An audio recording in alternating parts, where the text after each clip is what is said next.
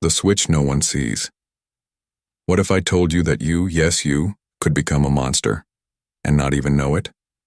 Not in a movie. In real life. Not because you're evil, but because the world around you pushed you there. This isn't fiction. It happened. In a famous study, students were told to act like prisoners and guards. Soon the guards turned cruel. The prisoners cried. What started as a game turned into real pain. How? Why? Because the moment we wear a role, we forget who we are. It's like putting on a mask and slowly becoming it. It's like pouring clean water into a dirty glass. No matter how pure you are, the dirt around you can change you. Evil is easier than we think. You don't have to be a villain to do harm. Sometimes just staying silent is enough. You see bullying at work. You don't say anything. You feel something is wrong. You look away. That's how evil grows. Not through action, but inaction. It's like standing in front of a fire and not calling for help because someone else will. Imagine standing in a crowd. Everyone is looking left. Even if you know the truth is on the right, it's hard to turn your head alone. We are shaped by those around us. The crowd can blind us. This is how normal people like us, can take a wrong turn without realizing it. If this story is making you rethink what you know about good and evil, don't keep it to yourself. Hit the like button, share this with someone who needs to hear it, and subscribe for more untold truths that will change how you see the world. One click could spark a whole new mindset. The mask we all wear.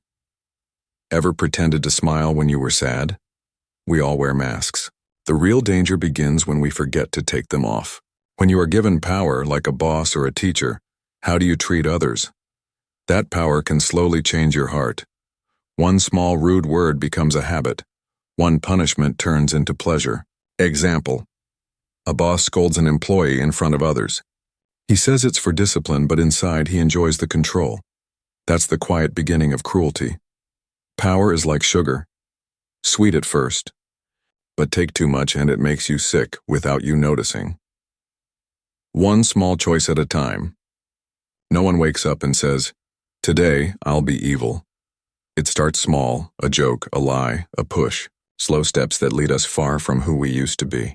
Example: a schoolboy laughs when his friend is teased. Next time, he joins in. Later, he leads the bullying. He doesn't think, "I'm bad." He thinks, "I'm just having fun." That's how darkness creeps in, quietly. Imagine walking in a fog. Step by step, you lose sight of where you came from. By the time you look back, you can't see who you were. But here's the truth. If you can walk into the fog, you can walk out of it too. Be the light in the room. You may not stop a war, but you can stop a lie. You may not change a system, but you can stand up for one person. Example: a man falls on the street. Everyone watches. But one woman kneels, helps, and calls for help. She becomes the light in a room full of shadows. That's a hero. Not famous, not perfect, but brave enough to do something when others don't. Being good is like lighting a candle. Even in total darkness, that one small flame can show the way. Book summary: The Lucifer Effect by Dr. Philip Zimbardo teaches us that evil isn't born. It's made from silence, pressure, fear, and power. But just like we can fall into darkness, we can choose to walk toward light.